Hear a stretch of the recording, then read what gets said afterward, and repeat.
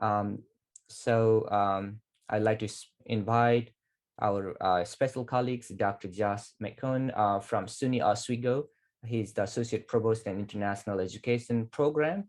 Um, uh, Jas has co-edited a special volume, Global Higher Education During COVID-19. It's wonderful to have you here, Jas. Jas, over to you. Great. Thank you, Krista. Can everybody hear me okay? We can hear you, sir. Good. It's a real pleasure to be here. So I don't have much time, but I appreciate the invitation from Dr. Bista from Morgan State, and it's a pleasure meeting all of you. Briefly, my research is focused particularly on Chinese scholar mobility, and in greater detail, what I would call the recently suspicious environment in the United States. I looked at, for a recent article in the Journal of Contemporary China, at visiting scholars. In other words, someone who is here on an academic visa, but not a student. And I'd like to put a brief context that the United States, suffice to say, has always highly regulated this process. Those of us who work in the field of international student services, we ourselves are subject to US government criminal and other background investigation. US university presidents have to sign documents that they will adequately staff and fund the international student services operation.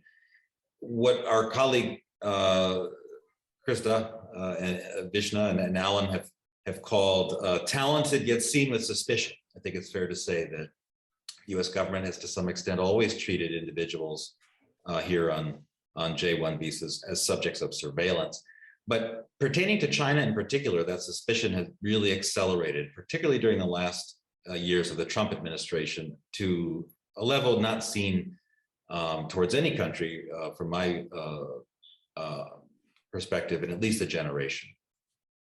I won't go into the long detail of the relationship between US and China, but suffice to say that the academic relationship, the bilateral academic relationship between the United States and China was instrumental in the opening of US-China relations since the 1970s. And that included faculty exchange, student exchange, and an acknowledgement by the US government at that time that STEM research in particular was of interest to China. So this has always been part of the relationship between the US and China. Briefly, in context, China prior to the pandemic was clear in a way the #1 sender to the United States of visiting scholars. It totaled 35% actually of all visiting scholars in the US. The second largest sender, India, only 10%.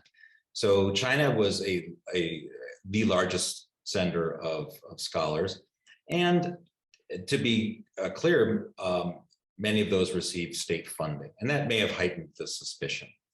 I'd like to share that most of us have some of us may be aware of the so-called China Initiative, which was undertaken by the Trump administration, which focused on high-profile yet largely unsubstantiated investigations of researchers with Chinese ties on the belief that they were essentially non-traditional collectors of intelligence. Other things went on as well, closing of Confucius Institutes, what I would call a chilling effect.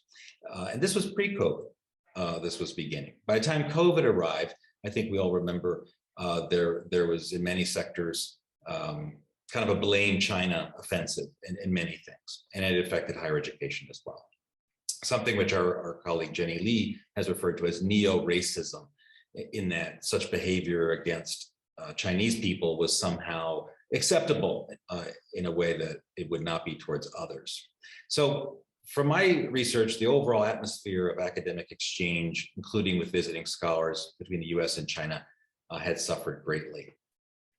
Now, to conclude my opening remarks here, post-COVID, what's interesting to point out is that the number of Chinese scholars in the United States really has not rebounded to the level that other countries have. I won't get into the data on that. Of course, it's still rather raw coming out of COVID.